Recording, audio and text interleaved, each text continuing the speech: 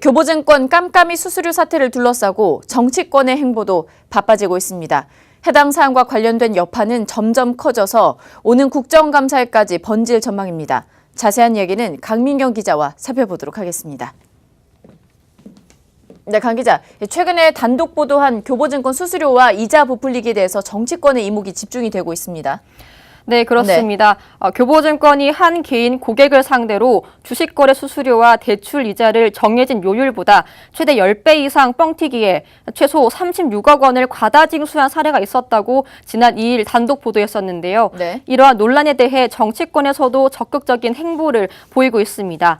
정치권은 교보증권 측의 부정행위 의혹에 대해 문제를 제기하는 한편 또 이를 관리 감독해야 할 금융감독원의 미온적인 대처를 보고 발을 뺀 것 아니냐는 비판의 목소리가 높습니다. 민원이 제기됐을 때 양측의 주장이 엇갈리는 것은 사실 당연한 상황인데 당시 금감원이 사측의 대변인 역할을 자처한 것 아니냐는 겁니다.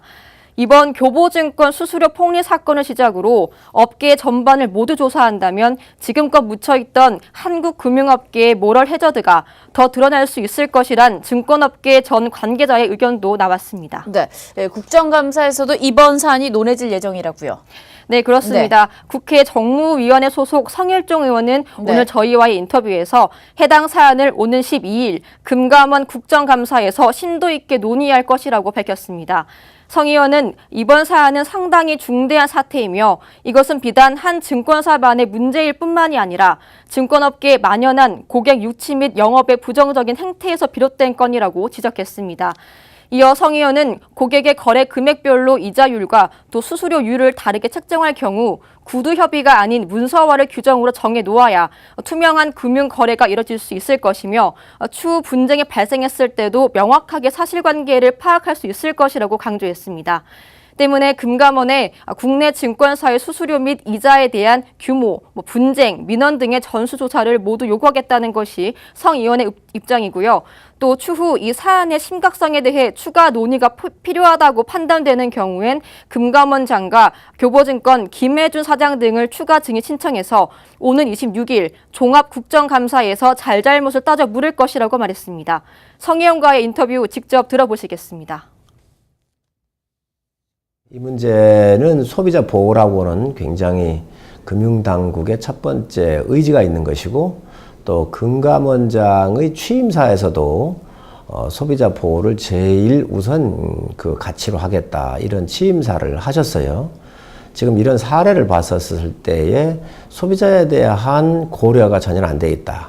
보호가 안 돼 있다는 생각이 듭니다.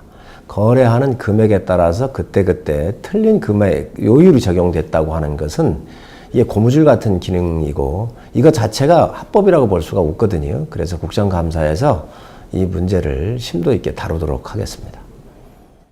네, 소비자단체 측에서도 해당 사태에 대한 비판이 좀 이어지고 있나 봐요. 네, 그렇습니다. 네. 소비자단체 측에서도 주식 거래에 대한 정책과 또 제도의 보완이 뒷받침돼야 투명한 금융상품 거래가 진행될 수 있을 것이라는 의견의 궤를 함께 하고 있습니다. 네. 금융회사를 믿고 돈을 맡기는 경우가 소비자의 대다수인데 설마 내 돈을 가져가겠냐란 이런 의심조차 하기 힘든 것이 일반적인 소비자의 입장이란 겁니다. 개인이 조정하면서 그걸 뭐 수수료를 높게 받는다는 거는 사실은 좀 그거는 사기 아니에요, 사기. 금융이 되게 어려운 게 그 구조 자체가 되게 복잡하니까 그거를 왜 이번에 경남은행에서 금리 조작하고 막 이랬었던 것들도 사실은 누군가 전문적으로 그걸 들여다보지 않으면 사실 일반 소비자들은 전혀 이해할 수 없는 구조인 거잖아요. 그러니까 그런 금융상품의 이런 정보의 비대칭성은 항상 그런 위험을 내포하고 있는 부분들인 것 같고, 이걸 소비자가 뭐 주의하고 뭐 저쪽 뭐 이렇게 하기는 사실 어려운, 불가능한 부분인 거잖아요.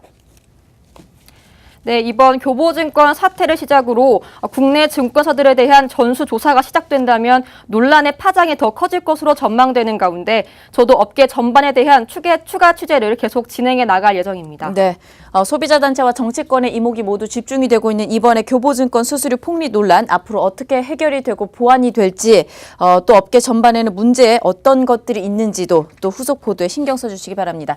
강민경 기자와 함께했습니다.